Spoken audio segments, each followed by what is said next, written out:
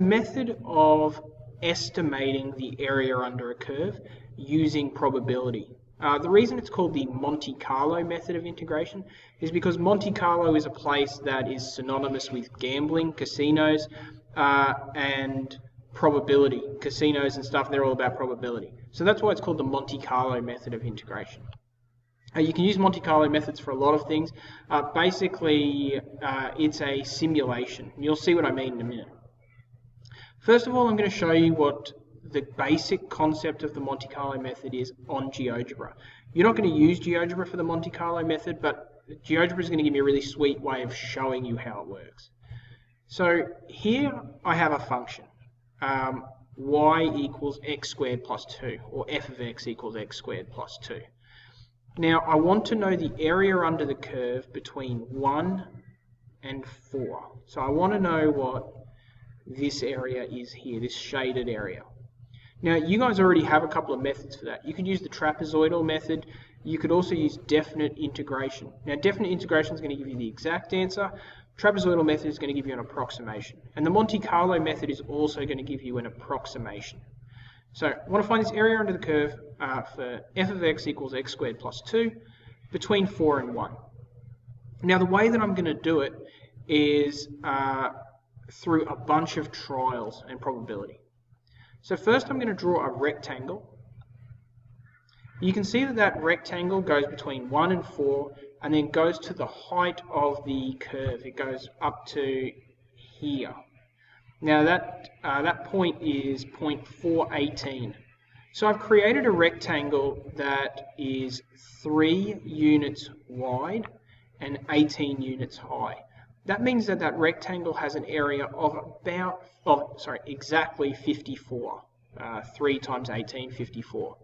Now if we look at the area under our curve, it looks like it's a little more than 50% of the rectangle.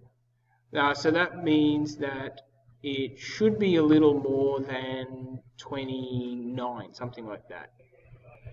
Sorry, I should say that's an area of 54. Half of that is 27. So maybe a little bit over 27. 27, 28, 29, something like that. That's about the area we're expecting. Now what I'm going to do is put a whole bunch of random dots in this rectangle. Just going to place them completely at random. Pretty much just like this. Just picking random spots. Now I'm only going to do that like 20 times or something. But you could do that 50 times, 100 times, 1,000 times. So by throwing these random darts or putting these random dots on this rectangle, you can then use probability to figure out or at least estimate the area under here. And you do that by finding the percentage of dots that are below the curve. So for instance, if here's our rectangle, and let's say 50% of the dots fall below the curve, then the area of the area under the curve is going to be 50% of the area of the rectangle, which would be exactly 27. So there is our basic premise. Now I was using my mouse and just picking random dots like this. Now that's fine, but it's only semi-random. We need something that's absolutely random. And that's why we're going to use Excel to do this. So now I'm going to put GeoGebra away. You guys aren't going to use GeoGebra for this. You can if you're really keen and you want to go off yourself and figure out how to make it happen, but I don't recommend it. I'm going to use Excel instead. So let's take a look at Excel. Now I've already set my Excel sheet up a little bit here. You can see that row A and B are going to be my random dots. So I'm going to put some random numbers in there. I'll show you how to do that in a moment. Row D and E, column D and E are going to be the point on the function. So the actual bit of the function where it exists. And then we're going to do this bit here, is the random dot below the function. We're going to use an if statement. Those people who've done computer programming will know what I mean by an if statement. Once we've done all of this stuff, we should be able to start creating some formulas and estimating the area under this curve. First of all, we need to throw our random dots. Now Excel has a really nice formula for doing this. I should say as well, Google Sheets, Excel, numbers, they're all going to work exactly the same. So these formulas will work no matter what you're doing. It's got a really nice formula for this. It's called rand between. So I'm just going to write that down, equals random number, so RAND between. Then you open a bracket and you say, I want a random number between these two values. Now you can see in GeoGebra, for our x value, we need our dot to have a random number between 1 and 4. So I'm going to type that in. Now, bear in mind this is not correct. There's a little bit of extra stuff we have to do here. Now, that gives us a random number between 1 and 4, but unfortunately it only gives us random integers, random whole numbers. So if I take that and drag it down, it'll keep doing the same formula over and over. And you can see that it's only giving me random integers, 2, 3, 4, 3, 2, 1, 1. Now that means that these dots aren't going to be random. I'll just get rid of some of those dots. Get rid of them all maybe. It means that our dots aren't going to be random because our dots can only appear in a couple of places. They can appear exactly there, at the 2 mark, at the 3 mark, and at the 4 mark. That's not random, and that's going to cause issues here. We want it to be really random. So I'm going to create a different formula that's going to let me go to 2 decimal places. Now, unfortunately, Excel doesn't really do it that well, but we can still make it happen. This time I'm going to do a random number between 100 and 400. Now you might be saying, okay, why are you doing random numbers between 100 and 400 when we only want a random number between 1 and 4? If I create random numbers between 1 and 400, you can see that I get all of these. Now if I could just put decimal places in the first, after the first digit, I would have random numbers to 2 decimal places between 1 and 4. So how do I do that? Take the formula that I created, equals rand between 100 and 400, and then take the answer and divide it by 100. Now that'll give me an answer of 1.05. Now if I scroll down, I'm just going to go to like maybe 200 points.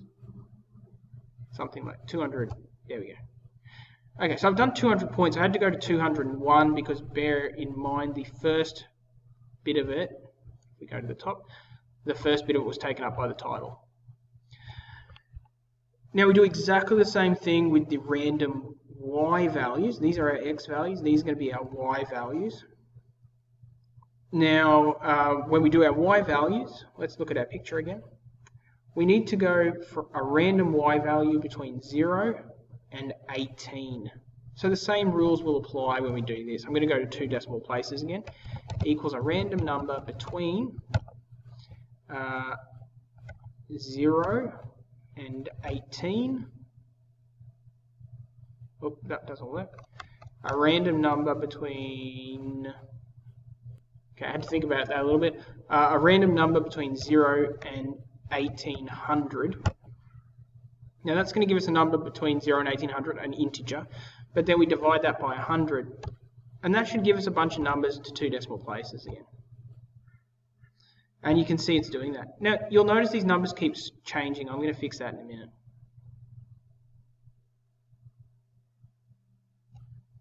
Okay, so fantastic. These are my x values. These are my y values. And they're completely random numbers. The random x values will be, the random x values are down the left hand side, and the random y values I've put there. You could even put an extra row in here. X values and y values. Now, there's an issue because every time I change my Excel document, you can see that the values, the random values change. Now that's going to be a problem because we're going to want to do some maths with it. Now that we've generated our random values, I'm just going to copy them, all of them. Oops, too far. Control C. And then I'm going to go here and I'm going to paste. There's lots of different paste options. I'm just going to paste the values in. That gets rid of the formula entirely and just leaves the actual number there for us to deal with. Now, going back to my GeoGebra for a little bit so you can see what's happened. Just get rid of all our dots. Now, again, you're not going to use GeoGebra, but I just want to show you on GeoGebra what's happening. Our first random dot is 3.14, 17.56. So I can take my dot, go 3.14, 17.16. So it's about here somewhere. Now we can see that that dot falls above the curve. Doing our next dot, 3.61, 3.61, 9.43, somewhere around there. You can see that that dot will fall below the curve. So we have 100 dots here, sorry, 200 dots that fall either above or below the curve. Next, now we need to look at the point on the function. Now I'm going to straight up lift the x values from my random dots and push them over here. So just copy and paste the x values.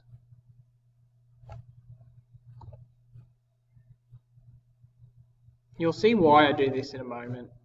It'll become a bit more clear. You don't have to do anything special, you just paste the values. Okay, so the random dot falls at point 3.14 and 17.56. Now we need to know when x equals 3.14 in our function, what does y equal?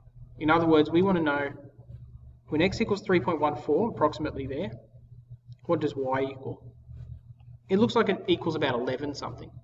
The reason we do that is because then we can compare the point on the line to the point either above the line or below the line. In other words, we'll be able to compare this point to this point and see if the y value is higher or lower than the function itself. Now, this formula, I can't help you with this that much because this formula comes directly from your function. So my function is f of x equals x squared plus 2. So that means you have to take x and square it and then add 2. So your function is going to be very different to that, but you just need to be able to type it in and get an answer. So for me, it's going to be x, which is this value. So it's equal to x, which is this value, squared plus 2. So what that tells me is that on this particular function, f of x equals x squared plus 2, when x equals 3.14, y equals 11.85. Now we can see that my random dot, when x equals 3.14, the random dot lands on point 17.56. That random dot has fallen above the function. So it's not under the curve, it's above the curve. Now that formula, we can just drag it all the way down now.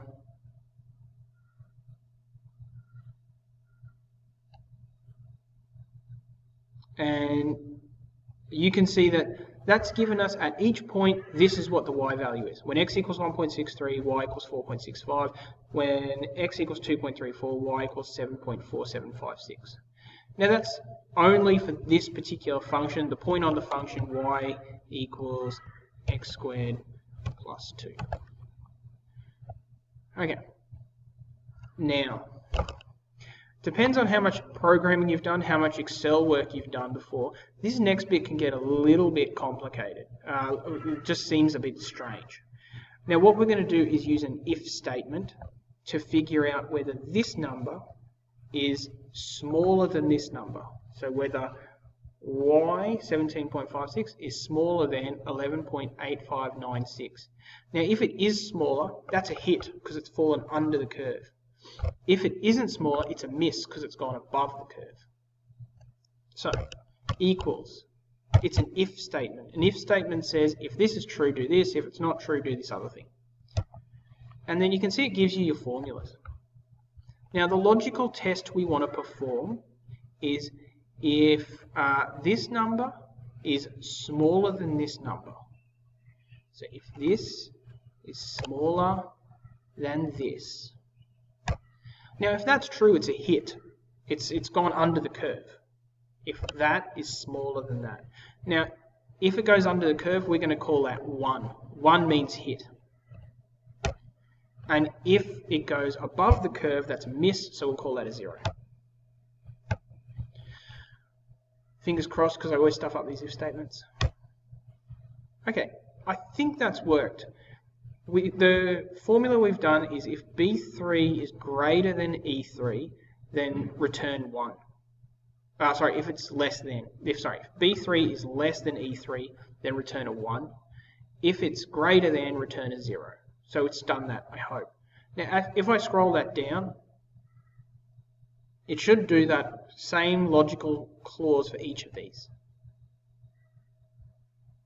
Okay, so now we should be able to see that this one missed, this one hit, miss, miss, hit, miss, hit, miss, miss, hit. So we can see how many hit and how many missed. Now, we want to know what percentage hit. And the easiest way to come up with the percentage when you've got zeros and ones is just to find the average. And luckily Excel has a really nice way of doing that. So I'm just going to do the average here. Now the formula for the average is simply equals average. Find the average here. Find the average of all those numbers. 0.4833. Now I can express this as a percentage with 2 decimal places. Now what that tells me is that 48.33% of the dots that I threw at that dartboard have hit below the curve. So I threw a whole bunch of darts, remember, boom, boom, boom, boom, boom, boom, boom, boom, boom, boom, and 48.33 fell below the curve. Hopefully that makes sense. Now my final bit is to do some maths here. I'm just going to get my pen out and do some maths. Now, we know that the function looked like this, and we were finding the area between 1 and 4, and we had a rectangle drawn like this. Now the width of the rectangle was 3 and the height was 18. So the area of the rectangle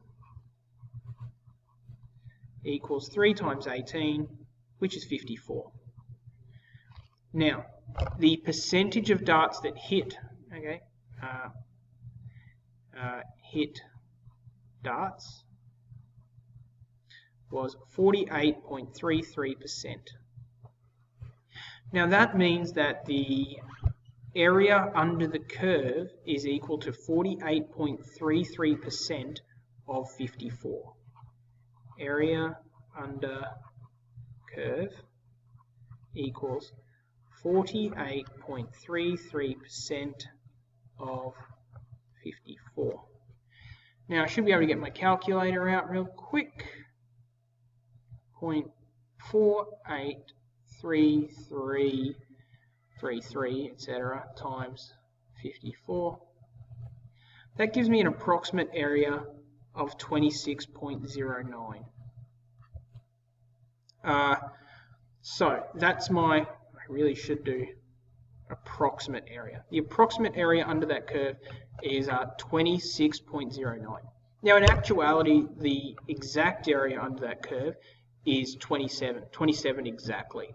Now it might not look like that, it might look like more than 27, given it looks like more than half the rectangle, but the reason for that is because of our scales on our x-axis and our y-axis.